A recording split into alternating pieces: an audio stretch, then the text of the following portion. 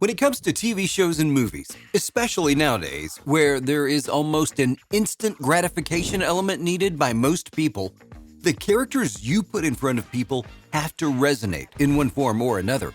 Not the least of which is because if the people don't connect with the characters, they won't connect with the plot, and the viewing experience is meaningless. In Squid Game, we're given a lot of main characters, but the key one is Gi-Hun, a man who is down on his luck and is willing to risk his life to win the game. But is that a good thing? Allow us to show you why Squid Game Gi-Hun is not the best. Number 6. The Squid Game. So let's start with the backstory of the game itself. Hundreds of people, down on their luck, they're invited for a once-in-a-lifetime opportunity to make a lot of money, all by playing children's games. Is there a catch? Of course there is. If you lose any of the 6 games in the tournament, you die. Hundreds of players are slaughtered in the first round, red light, green light. Yet when given the option to drop out and return to their normal lives, almost all of the surviving players ultimately choose to continue on to the next round. It's a distinction that sets Squid Game apart from other obvious points of pop culture comparison like Battle Royale and the Hunger Games. The players may protest the sadism of the games and beg for mercy while being guarded by faceless drones carrying guns, but the torture they're being subjected to is one that they could have walked away from. One might say that there's a small change, but don't be fooled. It's these changes that made Squid Game all the more intense and personal, because in many ways the players feel they have to continue, because they've already won previous rounds, and thus to leave now would be a waste. Not to mention, every single one of the players needs to win, and thus they'll risk it all because their regular lives just aren't worth going back to. Which of course brings us to our main character. Number 5. Gi-Hun's backstory. A chauffeur and a gambling addict, Gi-Hun lives with his mother. Unable to financially, and I'd argue emotionally support his daughter, Song Gi-Hun, we see him steal money from his elderly mother so that he can gamble on horses. The hope being that his luck will supply him with enough money to give his daughter an extravagant gift for her birthday. Though his mother reminds him she would be happy with fried chicken. Now in the end, he wins big, but is firstly pickpocketed by Kang Se-byok, a North Korean defector looking to retrieve her mother from the border. Then, secondly, attacked by loan sharks with whom he's indebted with too. Now, down on his luck, Gi-Hun uses a portion of what little money he has to get her a gift from a claw machine in an arcade. Rather than go for a stuffed toy, he goes for an elegant black box with a silver bow. It's hinted that he chose this as it seemed to hold something of great value when really it held a gun-shaped lighter. Once again, highlighting Gi-Hun's propensity for wanting more versus accepting all that he has. In the second episode, we find out that the reason Gi-Hun and his first wife divorced was due to him never being around when she needed him. Now, in this instance, he missed the birth of Gi-Hun, and his wife had to crawl herself to the hospital after fainting. Later, we find out that the car manufacturer that he had worked for had just laid off all the staff. Caught up in the strike, a work colleague died, and this is why he was unable to attend the birth of his daughter.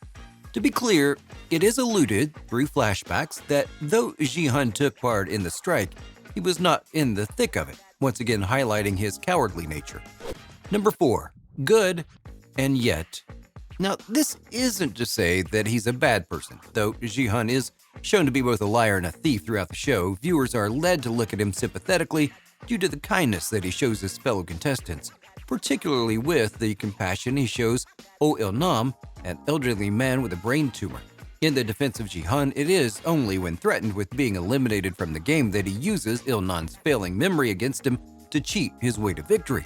Now, arguably, one of the most interesting aspects of this show is the exploration of how desperation reduces humanity and whether human beings are actually good.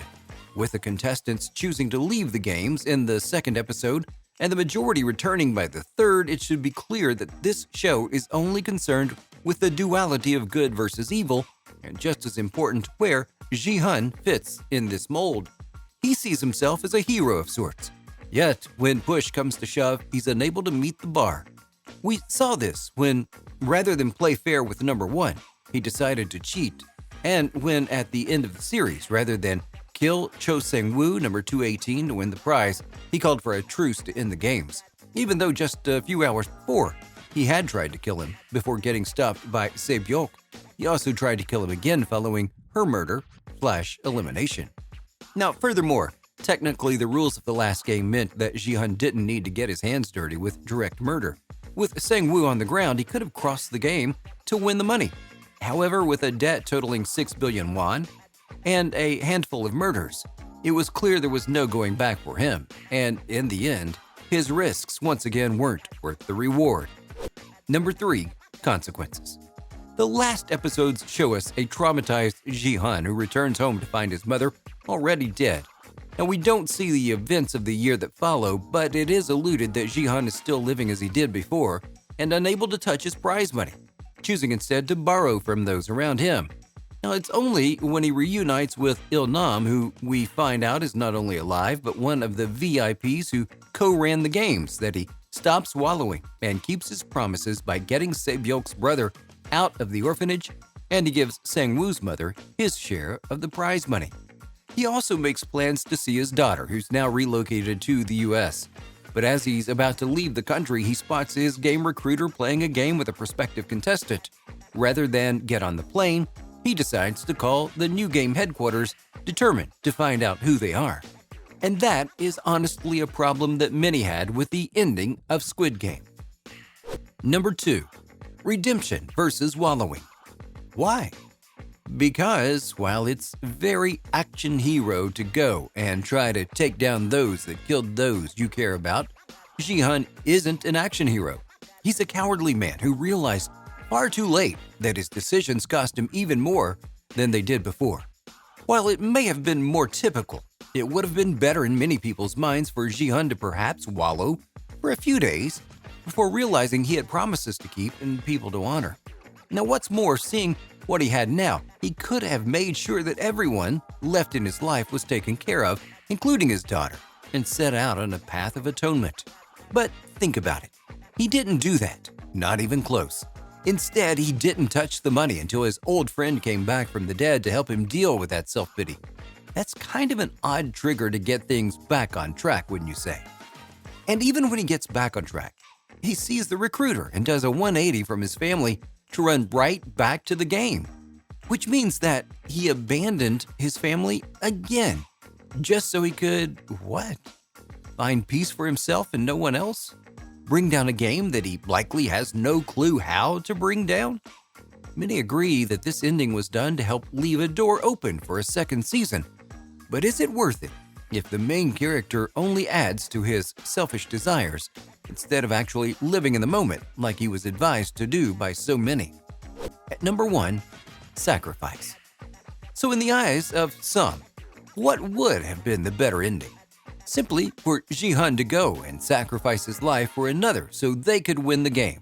Naturally, it couldn't have been his best friend as he had done too much. However, Se-byok was the noblest among them in many ways, as all she wanted to do was help her family get out of North Korea. If Gi-Hun had thought of true heroism and nobility and risked it all to keep her alive to the very end, even taking his own life like his friend did for him at the end, he would have finally done a heroic act and at least partially redeemed himself. But sadly, that didn't happen. So yeah, he's not the best. What do you think of a look at Squid Game and this dissection of the character of Gi-Hun? Do you agree that he was not the best character and that someone else should have won the Squid Game? Or do you think that this is a perfect example of not giving people what they think they want and instead giving something better? Let us know in the comments below, and we'll see you next time on the channel.